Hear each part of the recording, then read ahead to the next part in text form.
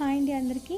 ఈ వీడియోలో ముందుగా ఇంటి ముందు వేసే ముగ్గు ప్రాముఖ్యత ఏంటో తెలుసుకుందాం. ఇంటి ముందు వేసే ముగ్గు అనేది ఇంటి ముందు వేసే ఒక రకమైన రంగోలి. ఇది ఇంటిని అలంకరించడానికి, పవిత్రంగా ఉంచడానికి మరియు శుభాన్ని ఆహ్వానించడానికి వేస్తారు.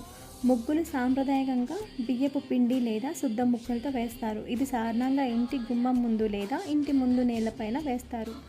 అందులో ముగ్గు ప్రాముఖ్యత ఏంటంటే అలంకరణ విషయానికి వస్తే ముగ్గు ఇంటి ముందు భాగాన్ని అందంగా ఆకర్షణీయంగా కనిపించేలా చేస్తుంది. ముగ్గు వేయడం వల్ల శుభసూచకం. ముగ్గుని వేయడం వల్ల ఇంటికి లక్ష్మీదేవి వస్తుందని, శుభం కలుగుతుందని నమ్ముతారు.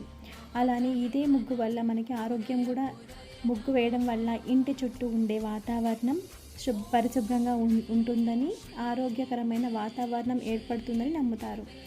ముగ్గు అనేది మన సాంప్రదాయం. ఇంటి ముందు ముగ్గు వేయడం అనేది ఒక సాంప్రదాయ ఆచారం. ముగ్గులో రకాలు ఉన్నాయండి. ముగ్గులను వివిధ రకాల డిజైన్లలో వేయవచ్చు. సాధారణంగా పూలు, ఆకులు, జంతువులు లేదా జ్యామితీయ ఆకారాలను ముగ్గులలో ఉపయోగిస్తారు.